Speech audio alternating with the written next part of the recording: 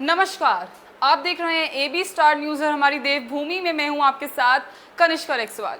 शुरू करते हैं पहली खबर से। उत्तरकाशी जनपद की बेटियां पर्वतारोहण के क्षेत्र में लगातार देश का नाम रोशन कर रही हैं।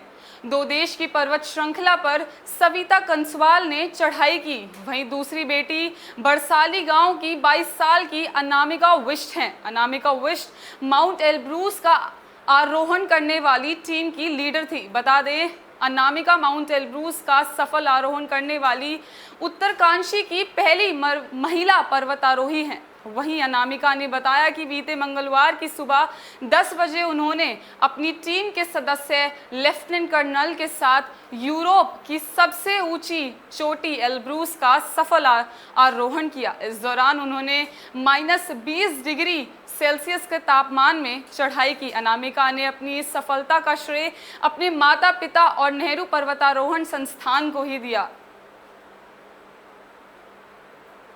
इसमें टाइम 3 से 4 दिन, मैक्सिमम 3 से 4 दिन हम लोगों को समिट तक पहुंचने में लगा। और जो लास्ट डे होता है समिट नाइट जो हम लोगों की होती है, उसमें लगभग 8 से 9 घंटे हम लोगों को टॉप में पहुंचने में लगा। आने वाले समय में मैं माउंट एकोंगा, जो अर्जेंटीना का सबसे बड़ा पहाड़ है, वो फतह करना चाहती हूँ। आशा करती हूँ कि सरकार का मुझे इसमें सपोर्ट और सहायता मिलेगी और मेरे जैसे ही कई लड़कियाँ आगे इस फील्ड में बढ़े। मैं आशा करती हूँ कि सबको सहयोग और सबको सपोर्ट मिले। इसमें टाइम 3 से 4 दिन, मैक्सिमम 3 से 4 दिन हम लोगों को समिट तक पहुँचने में लगा।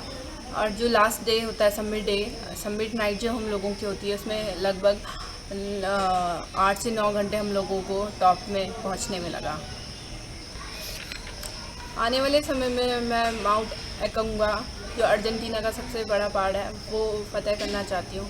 आशा करती हूँ कि सरकार का मुझे इसमें सपोर्ट और सहायता मिलेगी और मेरे जैसे ही कई लड़कियाँ आगे इस फील्ड में बढ़े। मैं आशा करती हूँ कि सबको सहयोग और सबको सपोर्ट। उत्तराखंड राज्य के गठन को 21 साल पूरे हो चुके हैं। इन 21 सालों में प्रदेश की उपलब्धियों में कुछ हुआ हो या ना हुआ हो, लेकिन मुख्यमंत्रियों की लंबी लिस्ट जरूर बनी है। साथ ही राज्य का नाम उत्तरांचल से उत्तराखंड भी हो चुका है। बता दें कि अब तक उत्तराखंड में 11 मुख्यमंत्री बनाए जा चुके हैं। वहीं आगामी चुनाव में इस बार आम आदमी पार्टी उत्तराखंड की चुनावी पिच पर अपने दिल्ली मॉडल को लेकर चुनाव लड़ने के लिए पूरी तरह से तैयार है। भले ही बीजेपी और कांग्रेस आम आदमी पार्टी को चुनावी युद्ध से बाहर समझ रही है, लेकिन विधानसभा चुनाव जीतने के लिए आम आदमी पार्टी ने अभी से अपनी पूरी ताकत झोंक दी है। ये देखना काफी दिलचस्प होगा कि आगामी विधानसभा चुनाव में उत्तराखंड की परंपरा कांग्रेस और बीजेपी के बीच ही बरकरार रहती है या फिर आम आदमी पार्टी जीत हासिल कर नया इतिहास लिखती है उत्तराखंड में। और आप देख रहे हो कि पिछले 5 सालों में बीजेपी ने कोई काम नहीं करा है, सिर्फ मुख्यमंत्री बदलने के अलावा। आम आदमी पार्टी अभी घुटनों के बल चल रही है, अभी उसको खड़े होने में भी समय लगेगा। तो आम आदमी पार्टी से डरने की ज़रूरत नहीं है। और मेरी निगाह में तो वैसे भी ये बीजेपी की सब्सिडियरी है, बीजेपी की बी पार्टी है, क्योंकि सब मनोबल के साथ, सब पूर्ण सहयोग के साथ एक ही मुख्यमंत्री को बनाएंगे और वही मुख्यमंत्री 5 साल चलाएगा। तो मैं मानता हूं कि अब ये परंपरा खत्म हो चुकी है। जैसा हम लोग केंद्र में भी दोबारा सत्ता में आए, यहाँ पे भी उत्तराखंड में हम लोग ऐसी प्रचंड बहुमत से अब की बार 60 के पार इस नारे के साथ हम लोग प्रदेश में आने वाले हैं। और रही बात मुख्यमंत्री की, ये पार्टियों का एक अंदरूनी मसला है। अब भारतीय जनता पार्टी में तो एक आम कार्यकर्ता भी मुख्यमंत्री बन सकता है, राष्ट्रीय अध्यक्ष बन सकता है, सामने बैठा हुआ एक बूथ का अध्यक्ष आज किसी भी स्तर पर पहुंच सकता है। ये तो कांग्रेस है, जहां वंशवाद चलता है, वहां पे खाली एक की शह, एक की राजनीति, एक परिवार का जिस पे आशीर्वाद है उसी को जब चाय उठाया मोहरों की तरह फेंक दिया। एक बार सारनाथ, एक बार नागनाथ, दोनों आते हैं, कभी भाजपा कभी कांग्रेस। मुख्यमंत्री बदलने के अलावा इन्होंने उत्तराखंड के लिए कुछ भी नहीं किया। इस चीज़ को देखते हुए हमारे राष्ट्रीय संयोजक श्री अरविंद केजरीवाल जी ने पिछले साल घोषणा करी थी कि हमारी पार्टी 70 की 70 विधानसभा सीटों पर चुनाव लड़ेंगी और सबसे पहले हमारी ही पार्टी ने मुख्यमंत्री पद के दावेदार भी घोषित कर दिए गए, जो हमारे चेहरे हैं कर्नल अजय कोठियाल जी। और उससे बौखलाहट इतनी हो चुकी है भाजपा को कि आज आप देख रहे होंगे जगह जगह जो पोस्टर भी लगाए जा रहे हैं, कोई बैनर भी लगाए जा रहे हैं, वो भी फाड़े जा रहे हैं। और आप देख रहे हो कि पिछले 5 सालों में बीजेपी ने कोई काम नहीं करा है, सिर्फ मुख्यमंत्री बदलने के अलावा। आम आदमी पार्टी अभी घुटनों के बल चल रही है, अभी उसको खड़े होने में भी समय लगेगा, तो आम आदमी पार्टी से डरने की ज़रूरत नहीं है। और मेरी निगाह में तो वैसे भी ये बीजेपी की सब्सिडियरी है, बीजेपी की बी पार्टी है।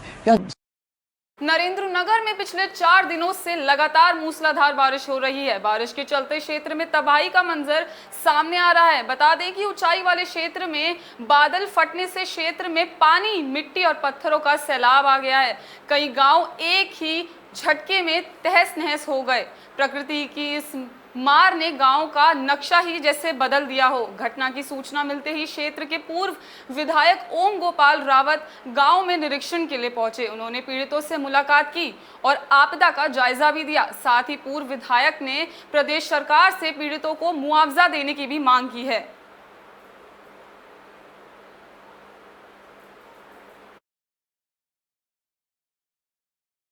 प्रयागराज से गंगा को स्वच्छता का संदेश लेकर इंदु कुमारी पद यात्रा कर रही हैं।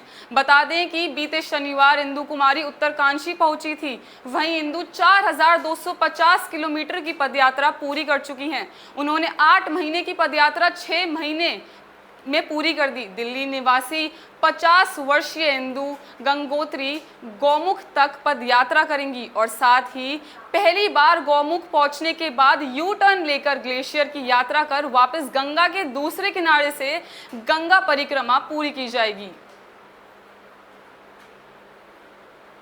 गंगा परिक्रमा और अब तक 4250 किलोमीटर के आसपास चल चुकी हूँ। इसमें बंगाल, बिहार, झारखंड, यूपी का ये पोर्शन और अब हम गंगोत्री और गोमुख और ग्लेशियर से पूरा यू टर्न लेंगे वहाँ से। और उद्देश्य यही है कि एक तो गंगा हमारी सबसे पवित्र नदी है, हम उसकी पूजा करते हैं। और तभी देखते हैं, अब उत्तराखंड की मैं नहीं बात कर रही, उत्तराखंड में तो गंगा अभी भी भवनीय है। जैसे हम छवि रखते हैं पूरी ऐसी हैं। पैदल चलते हैं तो गंगा के साथ साथ एक स्पिरिचुअल भावना तो है ही, धारणा, लेकिन साथ में पूरा अब मैंने जैसे कंट्री घूम लिया है। गंगा सबसे हमारे ऑलमोस्ट सारे कंट्री को छूती है, सबसे बड़ी नदी है, पूरे देश में फैली हुई है। तो ऑलमोस्ट सारा कंट्री मैं घूम चुकी हूँ। मेरे को जगह जगह मैं कल्चर देख रही हूँ, कैसे लोग हैं, स्ट्रेंजर से बात करती हूँ।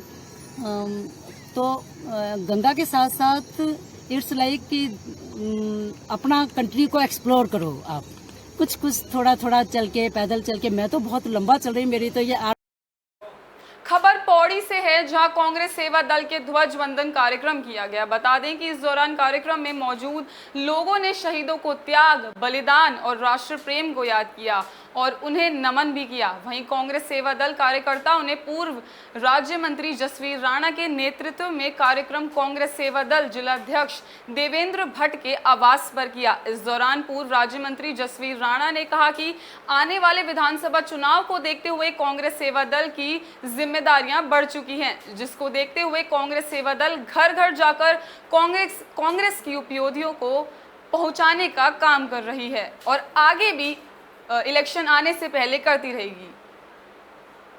अब आगामी चुनाव को देखते हुए सेवा दल का और भी महत्वपूर्ण जो जिम्मेदारियां हैं बढ़ चुकी हैं।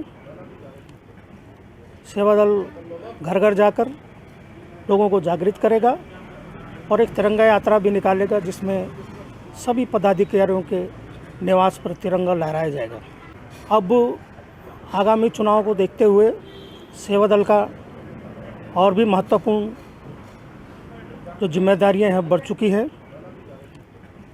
सेवा दल घर घर जाकर लोगों को जागृत करेगा और एक तिरंगा यात्रा भी निकालेगा, जिसमें सभी पदाधिकारियों के निवास पर तिरंगा लहराया जाएगा। अब आगामी चुनाव को देखते हुए सेवा दल का और भी महत्वपूर्ण इस बार कोरोना काल का असर धर्मनगरी हरिद्वार की जन्माष्टमी पर भी देखने को मिला है। हरिद्वार के रोशनबाग जेल में जन्माष्टमी के इन दिनों रौनक लगी हुई है, जहां सभी कैदी मिलजुल कर जन्माष्टमी महोत्सव मना रहे हैं। आपको बता दें कि हरिद्वार के रोशनबाग स्थित जेल में जन्माष्टमी के 3 दिवसीय कार्यक्रम की शुरुआत हो गई है। ऐसा हरिद्वार जेल में पहली बार हो रहा है जहां कंस का दरबार सजा और कंस के दरबार में नृत्य भी हुआ। वहीं जेल के अध्यक्ष ने बताया कि जन्माष्टमी पर्व के पावन अवसर पर 3 दिवसीय कार्यक्रमों का आयोजन भी किया गया। जन्माष्टमी पर्व को लेकर कैदियों में काफी उत्साह भी देखने को मिल रहा है। जिला कारागार हरिद्वार में जन्माष्टमी का जो 3 दिवसीय महोत्सव है उसका आज प्रारंभ हो गया है और इसमें कृष्ण भगवान की जो है विभिन्न लीलाओं का मंचन जो है यहाँ जो मंच बनाकर बनाया गया है उसमें मंचन किया जाएगा। और इसमें जो भी पात्र हैं वो हमारे कारागार के ही बंदीगण हैं और वो विगत 10 दिन से बहुत मेहनत कर रहे थे कि किस तरीके से हम विभिन्न पात्रों की भूमिकाओं को जो है सजीव करें। और वास्तव में आज जो है उन्होंने बिल्कुल जो ये दरबार आपने देखा होगा कि जो कंस का दरबार है वो उसमें एक सजीव हो गया है एक कंस का दरबार और बहुत उनकी अच्छी एक परफॉर्मेंस रही है। और कल जो था वो कंस का दरबार लगा था और आज जो है आज उत्तराखंड पुलिस अब हाईटेक होती जा रही है। हरिद्वार में चल रहे सीपीयू वाहनों में जीपीएस सिस्टम लगाया गया है। सैमसंग टैग के जरिए अब ये वाहन पुलिस कंट्रोल रूम से आसानी से कंट्रोल हो सकेंगे। एसएसपी ने हरी झंडी देकर इन वाहनों को रवाना भी किया। इस दौरान उन्होंने बताया कि अभी ट्रायल बेस पर इन वाहनों में सैमसंग टैग लगाकर जीपीएस से जोड़ा गया है। यदि आप आगे यह तकनीक कामयाब होती है तो सीपीयू के साथ ही चेतक आदि सभी वाहनों को भी इस तकनीक से जोड़ा जाएगा। यदि कहीं भी कोई घटना होती है तो तुरंत ही इस घटनास्थल पर इस सिस्टम को ट्रैक करके पुलिस को उस घटनास्थल पर भेजा भी जाएगा।